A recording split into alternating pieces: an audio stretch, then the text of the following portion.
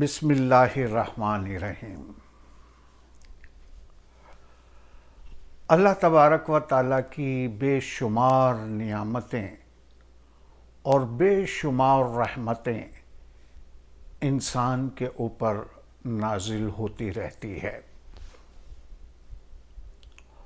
اور اندرونی طور پر اگر میں یہ کہوں کہ انسان قبول کرتا ہے، ایکسیپٹ کرتا ہے کہ اللہ کی رحمت کے بغیر ہم ایک سانس بھی نہیں لے سکتے۔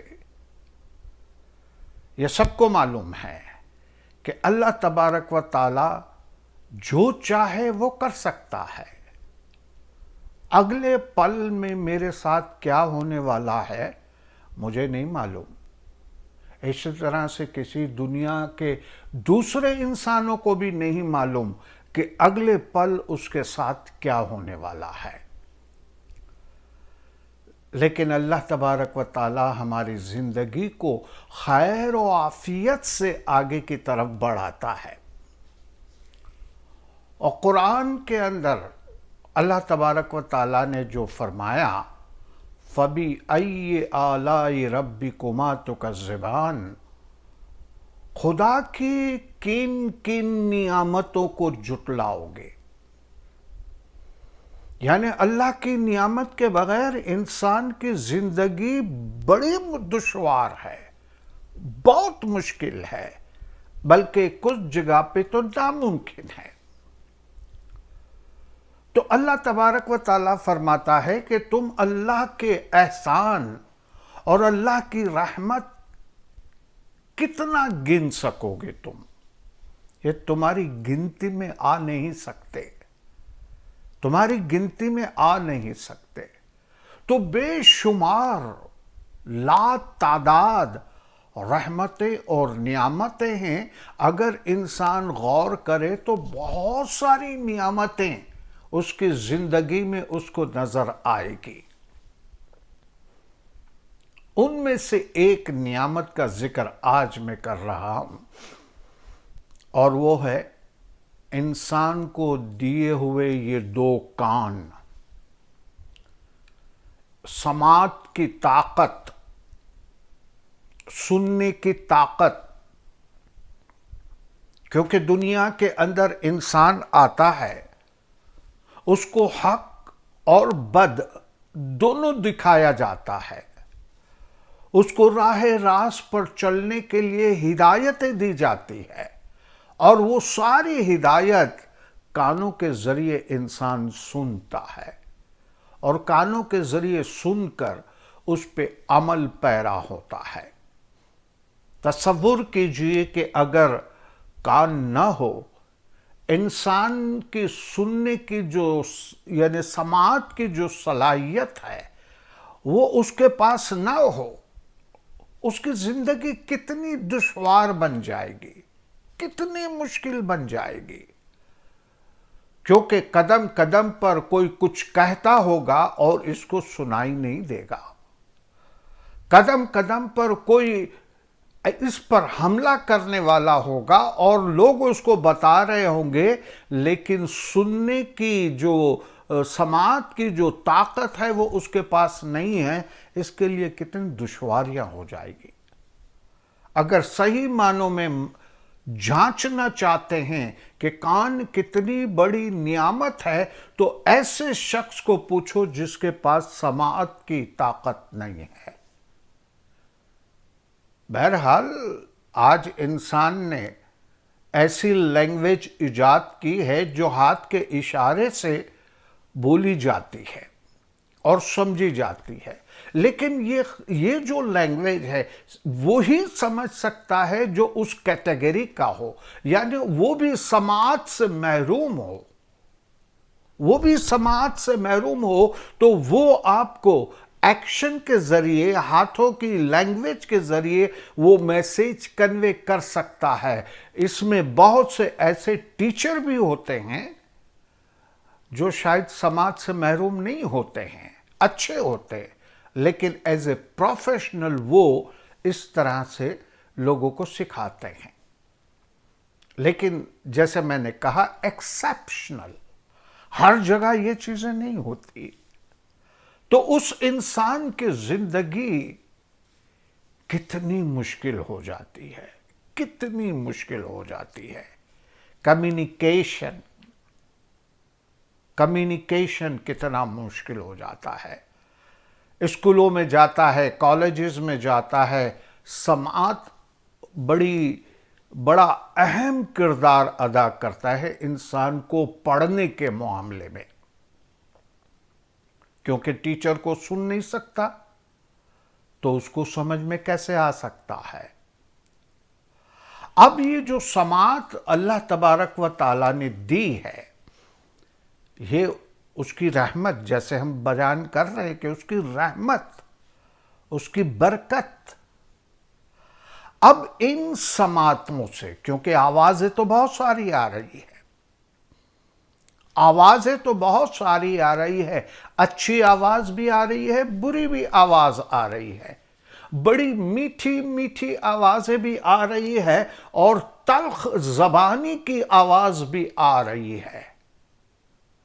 اب یہ انسان کو ڈیسائیڈ کرنا ہے، انسان کو طے کرنا ہے کہ انسان کو کون سی زبان یا کون سی باتیں سننی ہے. کیونکہ باتیں تو بہت ساری ہیں، آوازیں دنیا کے اندر بہت ساری ہے.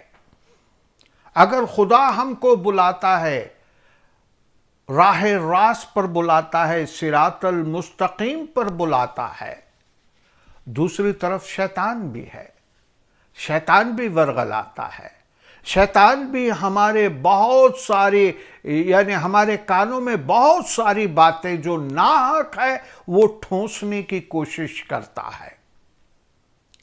بیہودہ باتیں بھی ہیں.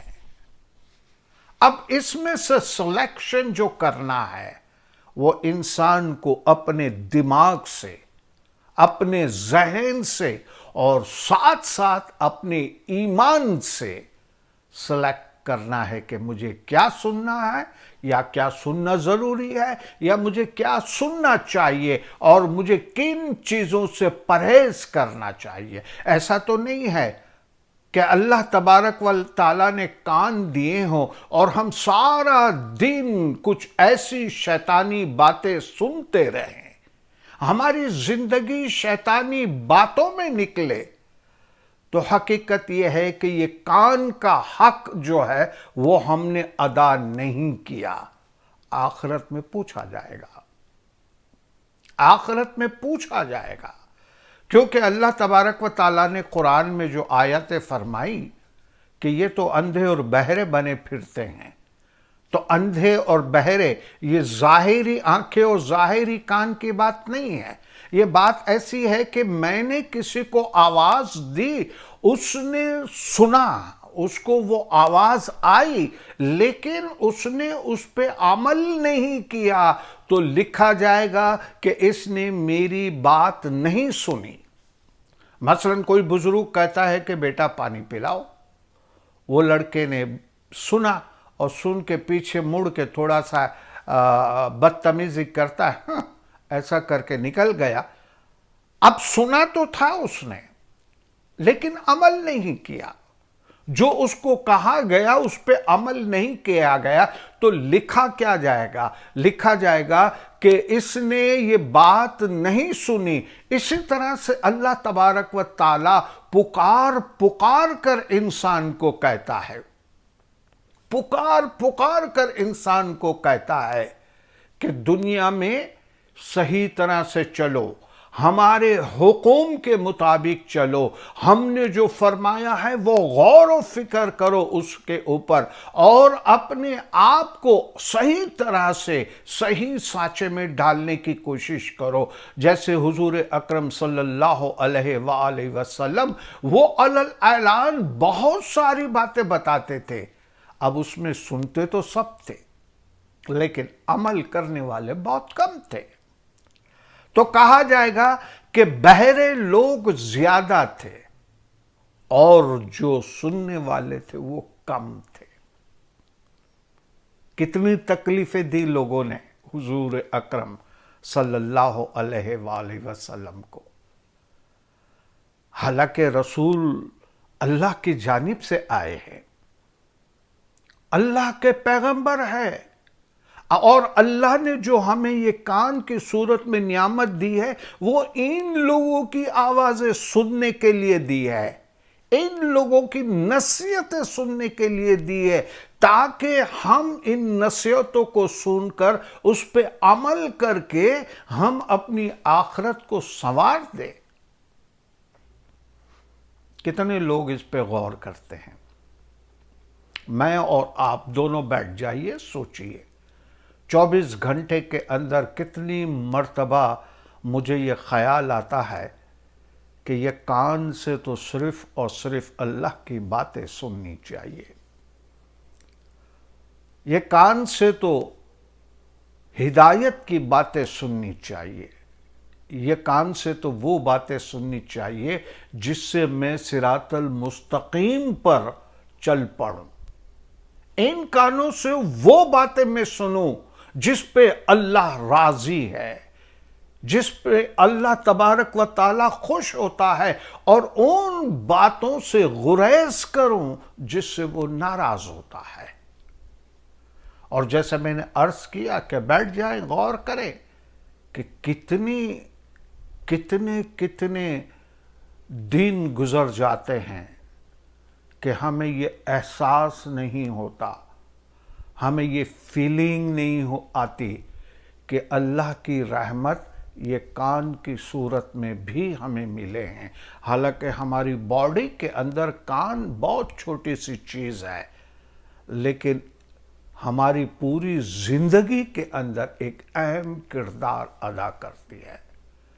بہت ساری باتیں ہیں اس کی، بہت ساری باتیں۔ ایک کہانی آپ کے حضور میں پیش کرتا ہوں۔ ایک بادشاہ کو، اس کو 3 گڑیا، 3 ڈولز گڑیا وہ گفٹ کی گئی کسی بہت بڑے شہنشاہ کی طرف سے، اور تینوں ایک جیسی دکھتی تھی، ایک جیسی۔ بادشاہ نے اپنے دربار میں اعلان کیا کہ بھئی یہ 3 گڑیا ہے،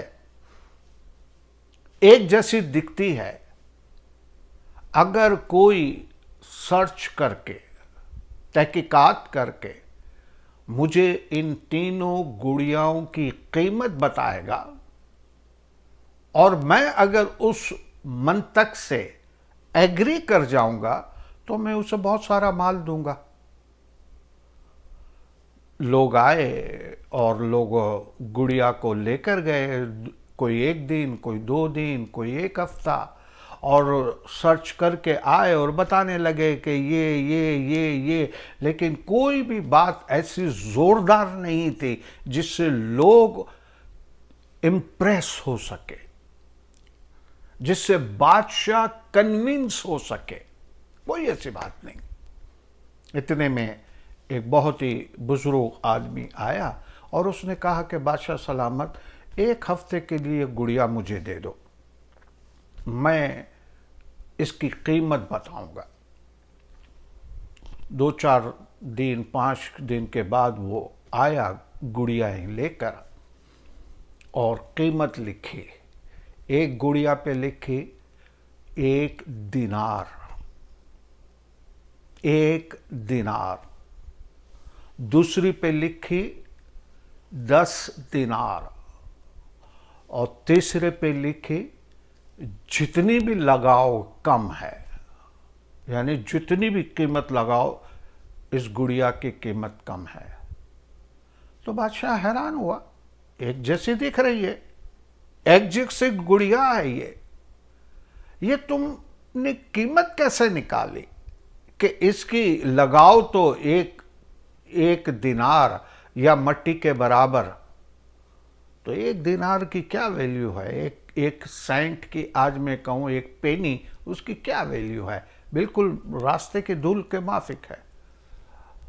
تو بادشاہ نے کہا کہ بھائی اس کی قیمت تم نے راستے کی دھول کی مانند رکھ دی، دوسرے کی تم نے 10 دینار رکھ دی، اور تیسرے کی قیمت تم بتا رہے ہو جتنی دو اتنی کم ہے، یہ کیسے تم نے قیمت نکالی؟ کیسے تم نے یہ قیمت نکالی؟ کیا تحقیقات کی؟ تو وہ آدمی کہتا ہے کہ بادشاہ سلامت، میں یہ تینوں گڑیا کو گھر پہ لے کر گیا اور اس کے ایک کان میں نے ایک لکڑی کا ٹکڑا ڈالا، تو وہ یہاں سے ڈالا تو سیدھا یہاں سے نکل آیا۔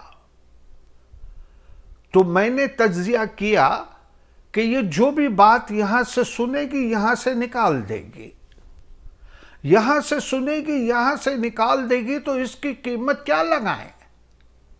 یعنی جو بھی اس کو نصیحت کی جائے گی، جو بھی کام کی باتیں کی جائے گی، یہ یہاں سے سنے گی یہاں سے نکال دے گی، تو اس کی قیمت راستے کے دھول کی مانند ہے، راستے کی مٹی کی مانند ہے۔ اچھا، دوسرا تو دوسرا جس کی 10 دینار لگائی ہے، وہ اس لیے کہ میں نے وہ تیلی یہاں سے ڈالی تو اس کے منہ میں سے باہر آ گئی۔ اب اس کے منہ میں سے باہر آئی تو اس کا مطلب ہے کہ یہ جو سنے گی وہ بولے گی،